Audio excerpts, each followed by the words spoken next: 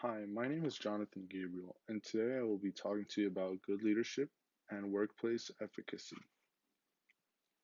So, we always ask ourselves, what is leadership? How can it be defined? There are many different definitions and views on what a leader is and what leadership is, but the book describes it as the ability to direct a group towards the attainment of a certain goal. While there are roles for each member of a group, society, or workplace environment, leadership can be important in providing structure and morale and can take place in the form of both formal and informal leadership. Formal leadership usually includes a specific title, such as a CEO. Informal leaders usually do not have titles and are just employees of the company. This is important because having a high position in a workplace does not automatically ensure effective leadership.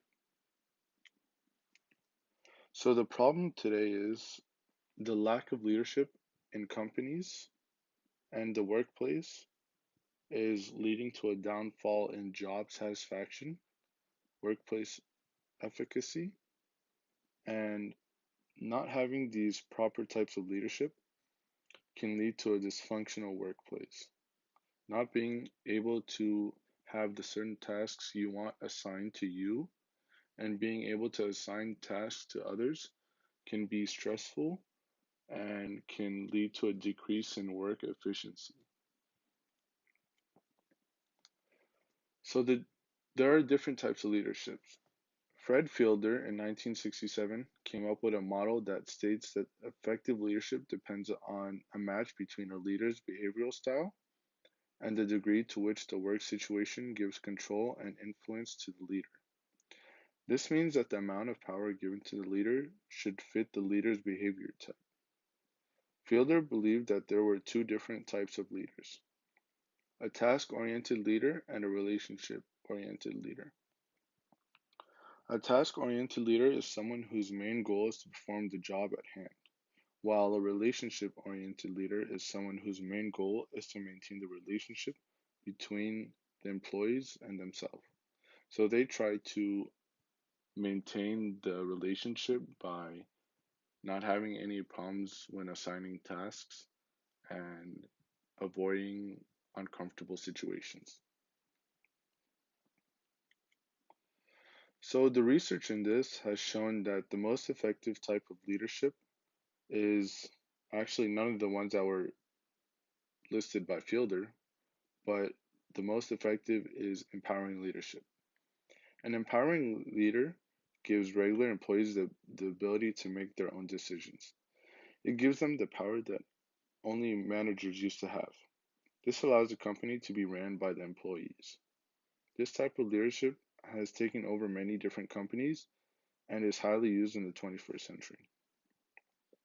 Research has also shown that empowering leaderships are more proactive and push to get more tasks done. So the case study conducted on this was a study conducted by Amundsen and Martinson. They studied 654 people who worked in a Norwegian Christian organization. The people who worked in this organization were asked to respond to a survey. After the first reminder, over half the people filled the survey out and at 51%. But out of that group, only 37% had fully completed the survey. 5% of the people that responded were under the age of 25. 23% of the people were between the ages of 25 and 35. 28% of the people were in the age range between 36 and 45. 22% of the people were between the ages of 46 and 55, and another 22 were over the age of 55. In this study, empowering leadership was measured by a scale called the Empowering Leadership Scale. This scale was created by Amundsen and Martinson in 2014. When they tested the validity of the scale, it showed that it had a positive effect on the work effort, job performance, creativity, and self-leadership and psychological empowerment. In 2009, there was also another study conducted by Martinson that tested the accuracy of self-leadership. He used multiple scales because one scale was not enough to test thoughts, behaviors, and the ability to coordinate with other coworkers. Martinson also believed that self-leadership required the ability to complete and master tasks that are required of them. He tested his theory on 612 employees from multiple organizations. The two factors tested were achievement orientation and self-regulation. There was a 0.96 and a 0.90 correlation between achievement orientation and self-regulation.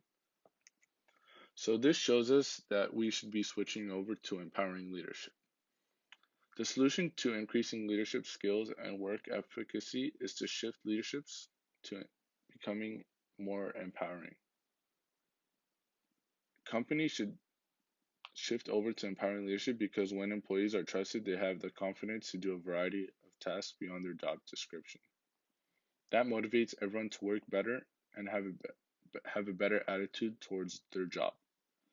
This type of proactive workforce can strongly influence business effectiveness and competitiveness.